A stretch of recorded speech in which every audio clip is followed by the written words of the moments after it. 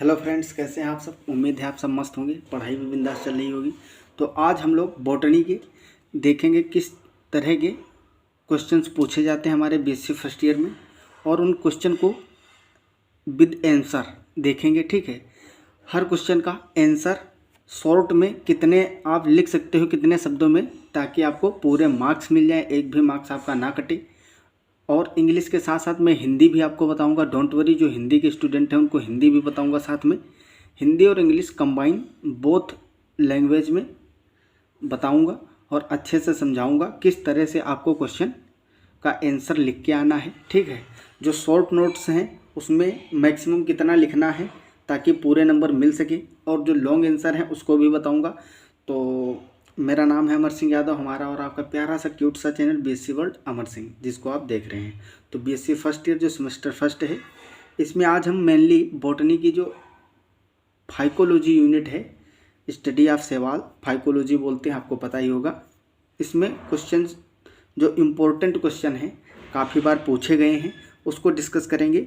और हिंदी भी साथ में बताएंगे। बहुत सारे हमारे ऐसे स्टूडेंट्स हैं जो हिंदी से मतलब 12 किए हैं यूपी बोर्ड से और या अदर बोर्ड से, हिंदी बोर्ड से, तो उनको थोड़ी प्रॉब्लम होती है भी इंग्लिश में। लेकिन मैं फिर कहूँगा, आप लोग हिंदी से किए हो इंटर, ठीक है, उसकी कोई बात नहीं है, लेकिन आगे आप खुद को इंग्लिश में ढालने की कोशिश करो, क्योंकि आगे चलकर आप अभी 2 साल बाद ग्रेजुएट हो जाएंगे, फाइनल हो जाएगा आपका ग्रेजुएशन, फिर आप पीजी जब करेंगे, एमएससी करेंगे कहीं से भी, तो अगर किसी अच्छी यूनिवर्सिटी से करेंगे, वैसे यूनिवर्सिटी सभी अच्छी हैं, मतलब फैसिलिटीज़ अच्छे, ऐसे बोल दिया जाता है कि कुछ ऐसी यूनिवर्सिटी हैं जहाँ अच्छी फैसिलिटीज़ होती हैं, ठीक है, तो वहाँ आपको मेरा ये मानना है कि इंग्लिश ही लगभग मिलेगा, इंग्लिश में ही पूरा पोर्शन होगा आपका।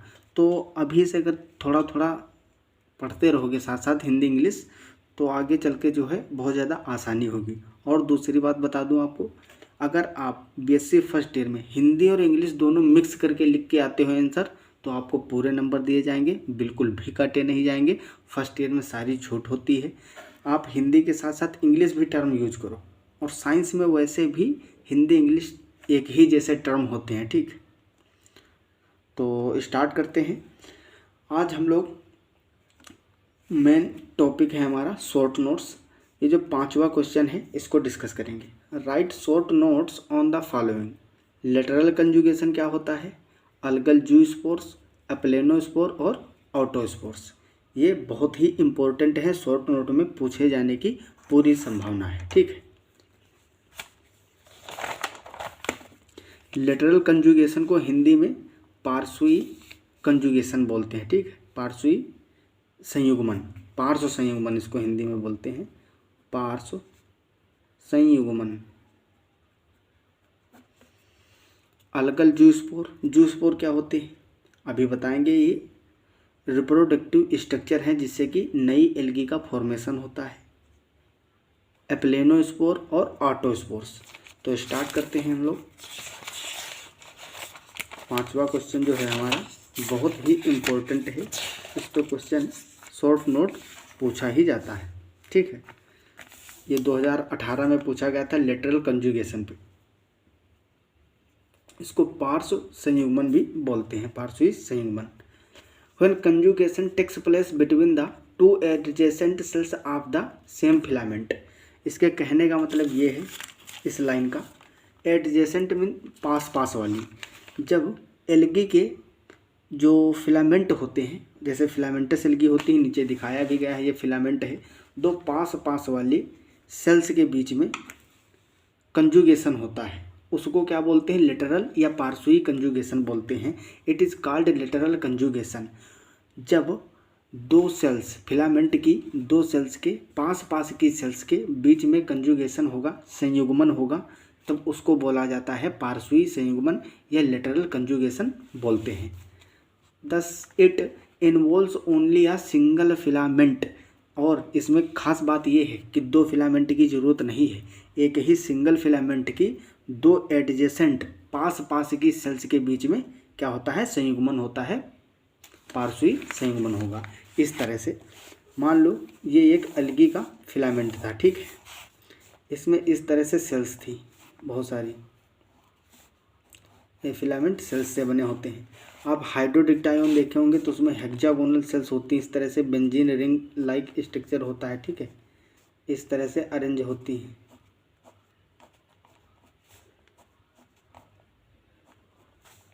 तो ये भी एक फिलामेंट फॉर्म करता है इस तरह से, और इसमें ऐसे अरेंज होती जाती है। तो फिलामेंटस का कोई भी एग्जांपल ले सकते हो इस फिलामेंट के अंदर। अब फिलामेंट एक ही है, ठीक है, ये ध्यान रखना है, दो फिलामेंट नहीं है, फिलामेंट सिंगल है। उस फिलामेंट के अंदर जो पास पास वाली दो सेल्स हैं, या ये दो सेल ले लीजिए या कोई भी दो सेल, क्योंकि कंजुगेशन संयुग्मन तो पास में ही हो सकता है ना, पास वाली सेल्स हैं जो।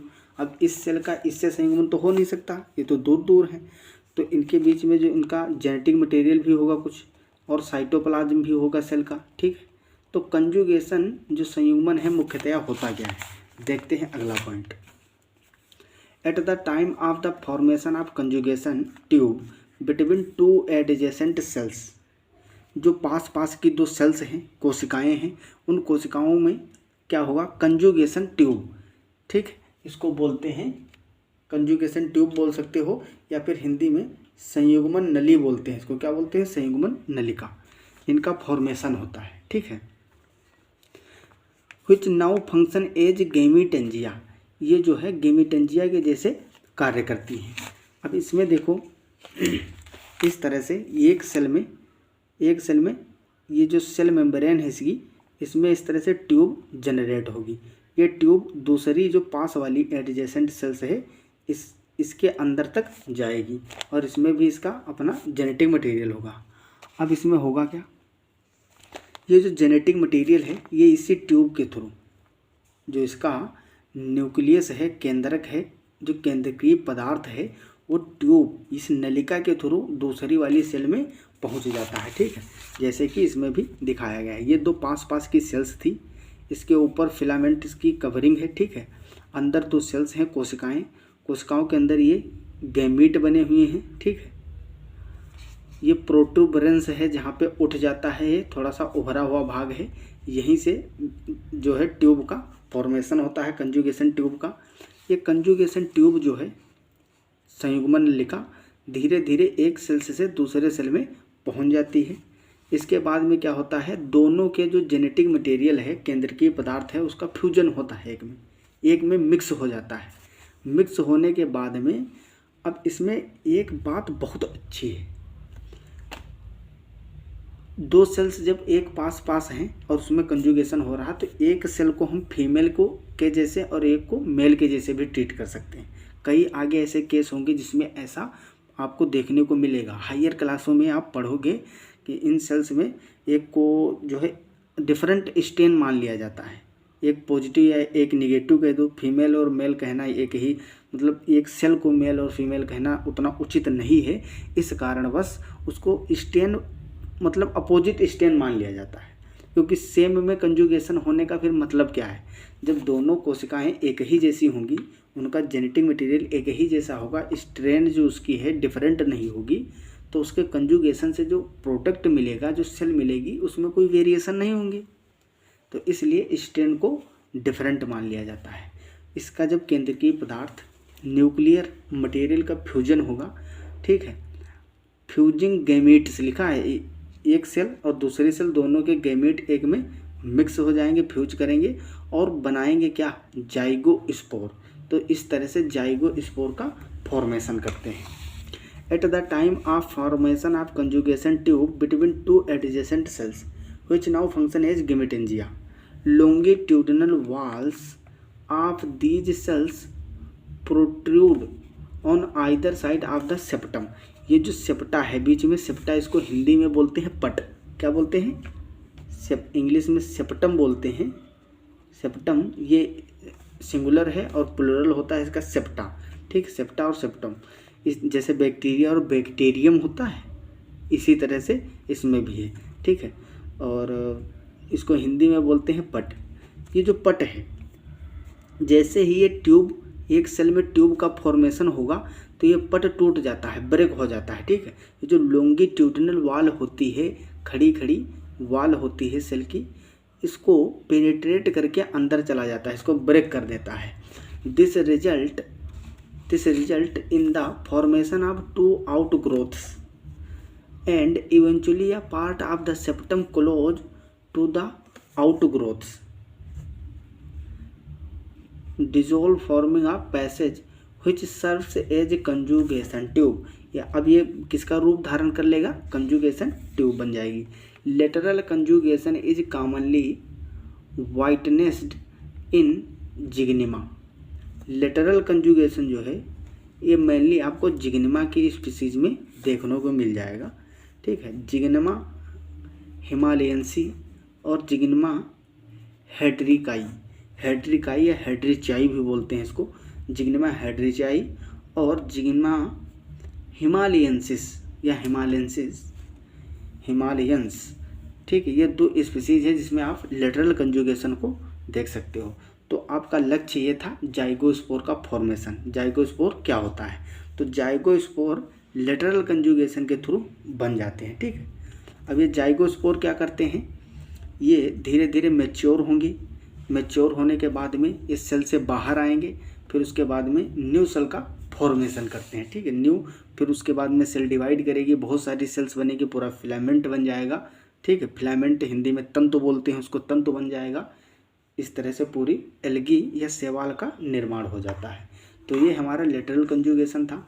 तो इसमें नॉर्मली हम कितना लिख के आएंगे? अगर शॉर्ट नोट आ गया लेटरल कंजुगेशन या पार्श्वीय संयुग्मन पे एल्गी में, ठीक है, तो इसको सीधा लिख देंगे। जो फिलामेंटस या तंतुवत शैवाल होते हैं, उन शैवालों में जो तंतु में पास कोशिकाएं होती हैं, एडजेसेंट सेल्स होती हैं, उन पास की कोशिकाओं के बीच में पार्श्वीय संयुग्मन होता है। ठीक है, समझ रहे हो ना? इसमें बताया ही मैंने। तो इसमें फिर इसका मैकेनिज्म लिखोगे, प्रोसेस किस तरह से होता है। ठीक है, तो प्रक्रिया में लिखोगे, दोनों सेल जो होती हैं वो साइटोप्लाज्म होता है, उनके अंदर कोशिका द्रव्य होता है, और उनका अपना कोशिकीय द्रव्य के साथ साथ न्यूक्लियस जो होता है, न्यूक्लियर मटेरियल। ठीक है, केंद्रकीय द्रव्य भी होता है। वो केंद्रकीय एक कोशिका ट्यूब का फॉर्मेशन करती है जिसको कंजुगेशन ट्यूब बोलते हैं या संयुग्मन नलिका बोलते हैं। उस संयुग्मन नलिका के थ्रू एक कोशिका का न्यूक्लियर मटेरियल जो है वो दूसरी कोशिका के अंदर प्रवेश कर जाता है। फिर उसके बाद में फ्यूजन हो जाता है, और फ्यूजन के परिणाम स्वरूप क्या बनता है? जाइगोस्पोर का फॉर्मेशन होता है। जाइगोस्पोर, ये जो लेटरल कंजुगेशन है, पार्श्वीय संयुग्मन, ये मुख्यतया कॉमनली जिग्निमा जनरा है, जिग्निमा की स्पीसीज में देखने को मिलता है। आप ये स्पीसीज ना भी याद रखेंगे तो कोई दिक्कत नहीं है, केवल जिग्निमा लिख के आ जाओगे, फिर भी आपको नंबर पूरे दे दिए जाएंगे। ठीक है, तो आप अगर पूरा जिग्निमा ही लिख के आते हैं केवल, फिर भी आपको पूरे नंबर दिए जाएंगे।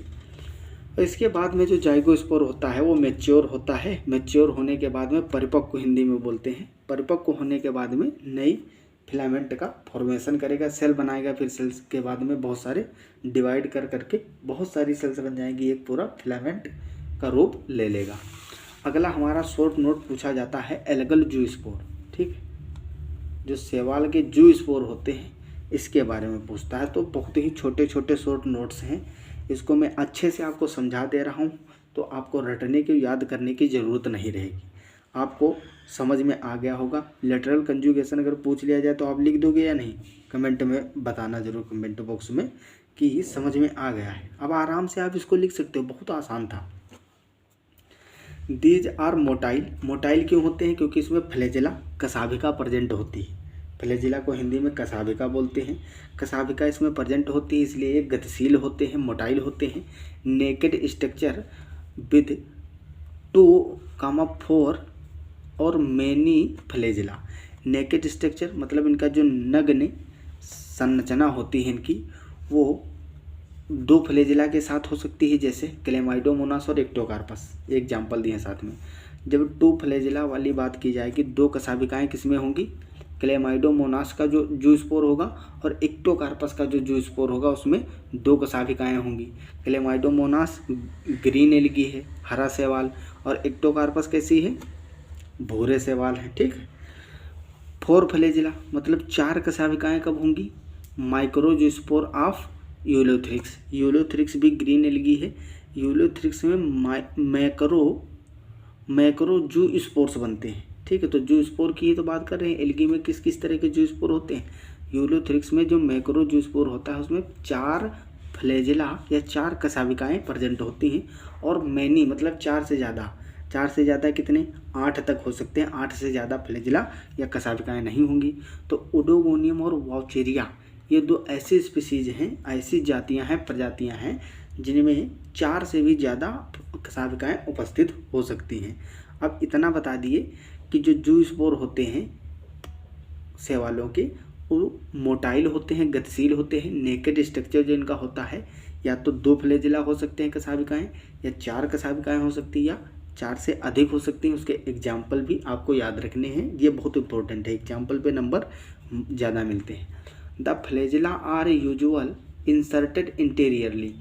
ये इसका क्या मतलब? जो कशाविकाएँ होती हैं मेनली इंटीरियर पार्ट पे होती हैं। इस तरह से देखिए, मान लो ये कोई जू स्पोर था, ठीक है, तो जू स्पोर के इंटीरियर पार्ट पे इस तरह से होंगे। 2 फ्लैजेला हो, 3 हो, 4 हो, तो इस तरह से लगे होते हैं। लेकिन एक्टोकार्पस की बात करोगे, भूरा शैवाल है, तो इसमें कैसे होंगे? पार्श्वी होंगे और अनइक्वल होंगे। एक बड़ा होता है फ्लैजेला, एक छोटा होगा। ठीक है, और इसमें सभी इक्वल होंगे और एक बंच में लगे होंगे, या फिर पेरिट्राइकस फॉर्म में हो सकते हैं चारों ओर। ठीक है, तो इस तरह से the flagella are usually inserted interiorly but are lateral in some brown algae. देखो लिखा है, जो भूरे शैवाल हैं, भूरे शैवाल में पार्श्वी हो सकते हैं। लेटरल मतलब पार्श्वी हो सकते हैं और अनइक्वल साइज में हो सकते हैं। The zoospore has a bite of chloroplast and an eye spot. अब ये जो जू स्पोर है इसमें एक आई स्पॉट होगा। इस तरह से दिखा रहा हूँ मैं, थोड़ा बड़ा स्ट्रक्चर बना के। ये आपका जू स्पोर है, ठीक है। इसमें इस तरह से फ्लैजेला लगे हो सकते हैं, ठीक। या दूसरा एक जू स्पोर बना लेता हूँ, ऐसे फ्लैजेला हो सकते हैं। अगर भूरा शैवाल है तो ये एक बड़ा होगा और एक छोटा होगा, इस तरह से भी हो सकते हैं। तो ये जू स्पोर का सिंपल स्ट्रक्चर है। इसमें क्या होता है? आई स्पॉट होता है और इसमें क्लोरोप्लास्ट भी प्रेजेंट होते हैं, ठीक है। क्लोरोफिल इसको बोलते हैं, क्लोरोफिल या क्लोरोप्लास्ट। और ये है आई स्पॉट। आई स्पॉट इसको हिंदी में भी आई स्पॉट ही बोलते हैं, आई स्पॉट, ठीक है। तो इस तरह से जू स्पोर के अंदर प्रेजेंट होती हैं कुछ संरचनाएं हैं, और ये मोटाइल होता है क्योंकि इसमें कशाविकाएं प्रेजेंट हैं। द सेल फॉर्मिंग जू स्पोर इज नोन एज जू स्पोरेंजियम। अब ये बहुत इम्पोर्टेंट है। जू स्पोर जिस कोशिका के अंदर बनते हैं उसको बोला जाता है जू स्पोरेंजियम, ठीक। या जू स्पोर मदर सेल बोल सकते हो। क्या बोल सकते हो? जू स्पोर मदर सेल, ठीक है। जू स्पोर मात्र कोशिका, या फिर उसको जू स्पोरेंजियम बोला जाएगा जिस कोशिका के अंदर जू स्पोर बनते हैं। अब बनते कैसे हैं? ये इस तरह की सेल्स होती है, उसके अंदर बहुत सारे इस तरह से जू स्पोर बनते हैं, समझ रहे हो। किडनी शेप जू स्पोर होते हैं। जो शैवाल होते हैं एल्गी के अंदर सेब के जैसे, ये किडनी शेप बोल सकते हो आप। किडनी शेप में क्या होते हैं? जू स्पोर प्रेजेंट होते हैं। तो बहुत सारे ये जू स्पोर बन गए हैं। क्या हैं? जू स्पोर हैं, अलगल जू स्पोर, अलगल जू स्पोर्स किसके अंदर बन रहे हैं? ये जो सेल है जिसके अंदर ये बन रहे हैं, इनका फॉर्मेशन हो रहा है, इसको बोलते हैं जू स्पोरेंजियम। हिंदी में भी जू स्पोरेंजियम ही बोलेंगे, ठीक। और इसको क्या बोलते हैं? जू स्पोर मदर सेल, जू स्पोर मदर सेल, ठीक है। या जू स्पोर मात्र कोशिका जिसके अंदर ये बन हैं। अब जहाँ बन होंगे तो उसको मात्र कोशिका बोल सकते हैं ना, mother cell.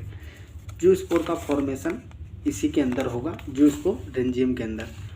The protoplast of जू स्पोरेंजियम में फॉर्म आ सिंगल जू स्पोर, जैसे ओडोगोनियम। अब अच्छे से समझना, ये जू स्पोरेंजियम मैंने बनाया है, इसके अंदर बहुत सारे जू स्पोर हैं और कुछ ऐसे भी हो सकती हैं जूस्पोरेंजियम, ये भी क्या है जूस्पोरेंजियम, इसके अंदर केवल एक ही जूस्पोर बना, तो ये किसका एग्जाम्पल होगा, उडोगोनियम का, उडोगोनियम। ठीक है, कुछ में बहुत सारे होंगे, तो यहाँ पे लिखा था प्रोटोप्लास्ट ऑफ जूस्पोरेंजियम में फॉर्म आ सिंगल जूस्पोर जैसे उडोगोनियम और वाउचेरिया और undergoes repeated divisions and each segment form a zoospore जैसे क्लेडोफोरा। अब क्लेडोफोरम क्या होता है, पहले एक बनेगा इनिशियल स्टेज में, फिर वो बार बार डिवाइड करेगा, विभाजित करके बहुत सारे जूस्पोर का निर्माण कर लेता है। जो स्पोर आर हैप्लॉइड और डिप्लॉइड, ये अगुणित भी हो सकते हैं और द्विगुणित भी हो सकते हैं। हैप्लॉइड माने अगुणित और डिप्लॉइड द्विगुणित। They are liberated by dissolution of parent cell wall और थ्रू आ टर्मिनल पोर। अब ये बहुत इम्पोर्टेंट बात है, इनका लिबरेशन कैसे होता है, मतलब ये सेल को स्पोरेंजियम जो स्पोरेंजियम है इसको तोड़ के बाहर कैसे निकलते हैं, बाहर जो निकलते हैं उसी को, उस प्रोसेस को बोलते हैं लिबरेशन। ठीक है, बाहर की ओर जो स्प्रेड करेंगे निकलेंगे, तो ये कैसे हो सकता है, या तो जब ये मैच्योर हो जाते हैं, बहुत अच्छे से गौर करके सुनना, ये बहुत ही इम्पोर्टेंट है। ये जब मैच्योर हो जाएंगे जो स्पोर, तो ये एक केमिकल सिक्रेट करते हैं। वो केमिकल जब ये सिक्रेट करते हैं तो वो केमिकल क्या करता है, बहुत सारे जितने भी जूस्पोर हैं सब केमिकल सिक्रेट करेंगे और केमिकल वो क्या करेगा, जो जूस्पोरेंजियम की वाल है इसको डिजोल्व कर देगा। ठीक है, आफ्टर मैच्यूरेशन,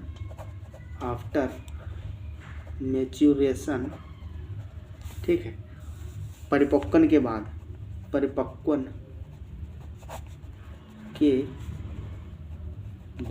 परिपक्वन के बाद में क्या होगा, ये डिजोल्व हो जाएगी, इसकी वाल जो भित्ति है जूस्पोरेंजियम की, ये इसमें क्या होगा, डिजोल्व हो जाएगी, ये विघटित हो जाएगी। विघटन के बाद में इसके जो जूस्पोर्स हैं, इस तरह से जूस्पोरेंजियम ऊपर की वाल विघटित हो गई और इस तरह से जो इसके जूस्पोर्स थे वो बाहर निकल आएंगे। ठीक है, इसको बोलते हैं लिबरेशन। ठीक है, या स्प्रेड ऑफ जूस्पोर्स। तो इस तरह से बाहर निकल आते हैं, केमिकल का सिक्रेशन करते हैं मैच्यूरेशन के बाद में और बाहर की ओर निकल जाते हैं, डिसोल्यूशन हो जाता है। सेल वॉल और टर्मिनल पोर, और इसमें टर्मिनल पोर भी बन सकते हैं। टर्मिनल मतलब ऊपर, देखो मैंने ऊपर ही डिजोल्व किया है ना, तो टर्मिनल एंड है वहीं पे पोर बन जाते हैं छोटे से, उसी में से निकल जाते हैं। They are usually formed during the night and are liberated early in the morning. बहुत ही इंपॉर्टेंट चीज़ है, इसको मत भूलना, ये लिख के जरूर आना, इस पर नंबर पक्का देता है, 1 नंबर इसी लाइन पे मिल जाएगा। ये जो होते हैं ये मुख्यतया रात्रि के समय में इनका फॉर्मेशन होता है और ये लिबरेट कब करते हैं, मॉर्निंग, सुबह के समय में। They are usually formed during the night and are liberated early in the morning. अब इसके पीछे का राज क्या है ये आप सर्च करके बताएंगे, अगर नहीं बता पाएंगे तो अगली क्लास में मैं बता दूंगा। आफ्टर लिबरेशन, जब ये लिबरेट कर जाएंगे, बाहर निकल जाएंगे, they rest for some time and then germinate to form a individuals. समझ में आया, ये जब लिबरेट कर जाते हैं, लिबरेशन के बाद में ये बाहर निकल गए। अब एक जूस्पोर के बारे में हम बता रहे हैं, ये अपनी फेवरेबल कंडीशन में ही जर्मिनेट कर सकता है। तो जब तक इसकी फेवरेबल कंडीशन नहीं आएगी तब तक ये रेस्ट में रहेगा। रेस्ट में रहने के बाद में जैसे ही इसकी फेवरेबल कंडीशन आएगी, ठीक, अनुकूल परिस्थिति आने पर, अनुकूल